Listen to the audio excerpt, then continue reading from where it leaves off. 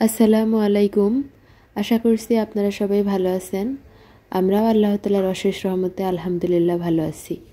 অনেক দিন পর আপনাদের জন্য একটি নতুন ভিডিও নিয়ে হাজির হলাম।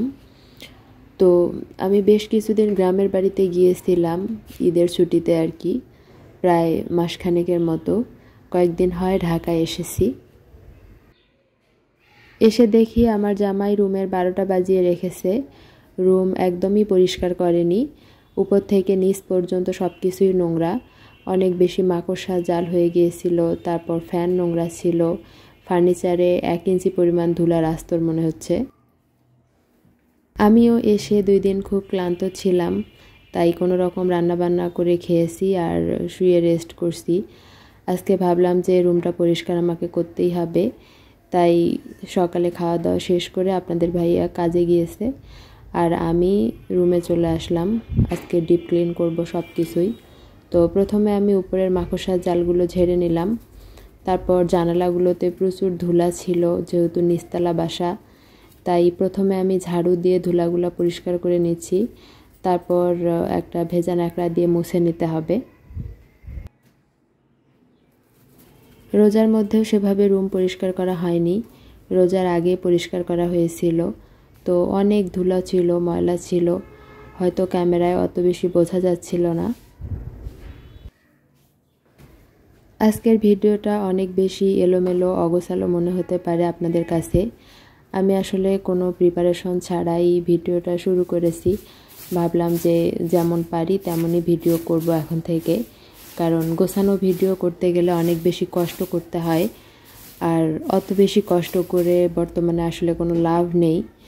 তাই সিদ্ধান্ত নিয়েছি যে যেমনই পারবো তেমনই ভিডিও আপলোড দিব, কারণ আপনারা অনেকেই আমার ভিডিওর অপেক্ষায় থাকেন, আমাকে ভালোবাসেন। আমারও ইচ্ছা করে আপনাদের সঙ্গে নতুন নতুন ভিডিও শেয়ার করতে, কিন্তু ওই যে সব কিছু গোছাতে হবে, ভিডিও করতে অনেক সময় লাগবে, অনেক সময় নিয়ে এডিট করতে হবে, এসব ভেবে আর ভিডিও করাই হয় না।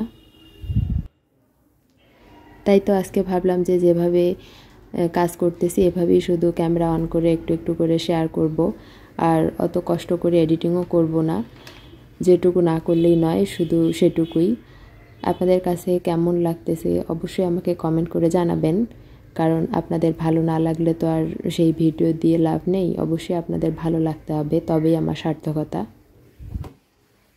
প্রথমে ফ্যান পরিষ্কার করেছি, তারপর মাকড়সার জালগুলো সিলিংয়ের পরিষ্কার করলাম, তারপর বেডের নিচ পরিষ্কার করলাম, তারপর মেঝে ঝাড় দিলাম। এখন ফার্নিচারগুলো সব মুছে নিচ্ছি একটা শুকনো ন্যাকড়া দিয়ে, কারণ প্রচুর ধুলা ধুলা হয়েছিল সব কিছুই। পুরো কাজকর্ম যে ভিডিও করেছি বিষয়টা এমন নয়, হালকা পাতলা ভিডিও করেছি, আর অন্যান্য সকল কাজ আমি অফ ক্যামেরায় করে নিয়েছি। আপনারা অনেকেই রুম ট্যুর করতে বলেছিলেন। আসলে আমার রুমে দেখানোর মতো তেমন কিছুই নেই, তাই কখনো করা হয়নি। আজকে ভিডিওর মাধ্যমে হয়তো অনেক কিছুই দেখতে পাবেন। রান্নাঘরের অবস্থাও যা তা, আজকে রান্নাঘরটাও ডিপ ক্লিন করব। তারপর এই তো ডাইনিং রুমের অবস্থাও এরকম, সব কিছু একদম অগোছালো করে ফেলেছি, কারণ ডিপ ক্লিন করতেছি সব কিছু সরিয়ে সরিয়ে, যার কারণে। ফ্রিজটাও উপর থেকে পরিষ্কার করে নিলাম। ফ্রিজের উপরে প্রচুর ধুলা ময়লা ছিল, সেগুলো পরিষ্কার করেছি। রুমটা একদম কোনা কাঞ্চি খুব ভালোভাবে হাত দিয়ে শুকনো শুকনো করে মুছে ফেললাম। আর এই যে ফ্যান চালিয়ে দিয়েছি, তাড়াতাড়ি করে শুকিয়ে গেল। আর যা গরম, এদিক দিয়ে মুছছি আর ওই দিক দিয়ে শুকিয়ে যাচ্ছে। এই তো হাত দিয়ে মুছছি। এখন বাকি এই রুমগুলো মুছে তারপর একদম আমি গোসলে যাব। আর বাকি যে গোছানোটা বাকি আছে, গোসল থেকে এসে বেডশিট পাতবো, বাকি কাজগুলো করব। রুম মুছে বের হয়ে তারপর রান্নাঘর পরিষ্কার করলাম, বেসিন পরিষ্কার করলাম, সব কিছু পরিষ্কার শেষ। এখন শুধু রুমটা মুছে নেব, হাত দিয়ে একদম ডলে ডলে পরিষ্কার করে নিচ্ছি। আপনাদের ভাইয়া মাসখানেকের মতো বাসায় একা ছিল, ও কোনো কিছুই পরিষ্কার করেনি, শুধু রান্না করে খেয়েছে আর অফিস করেছে, আর বাসায় এসে ঘুমিয়েছে। এই তো আমি গোসল দিয়ে আসলাম, তারপর বিছানার চাদরটা পেতে নিলাম। শুধু রুমটা পরিষ্কার করে তারপর মেঝে ক্লিন করে আমি গোসলে গিয়েছি। এখন এসে বাকি কাজগুলো করতেছি, কারণ তা না হলে আমার গোসল অনেক দেরি হয়ে যাচ্ছিল। আর তখন শুধু বেডশিটটাই তুলে রেখেছিলাম, বালিশের কভার, কুশনের কভার এগুলো খোলা হয়নি। তাই এগুলো এখন খুলে এই যে এক বালতি কাপড় নোংরা আছে, এগুলো আবার কালকে পরিষ্কার করতে হবে। 2 দিন থেকে কাপড়ও পরিষ্কার করা হয়নি, বালতিতে একদম ধরতেই ছিল না, বালতি ভরে গিয়েছে। এগুলো কালকে পরিষ্কার করব ইনশাআল্লাহ। বাসা থেকে অনেকগুলো আলু নিয়ে এসেছিলাম, তাই আলুগুলো ওভাবে র্যাকে রেখে দিয়েছি। এখন পর্দাগুলো ঠিক করে নিচ্ছি। রুমের এখানে সেখানে সব কিছু ছড়িয়ে ছিটিয়ে আছে, এখন সবগুলো জায়গার জিনিস জায়গায় রেখে দিতে হবে।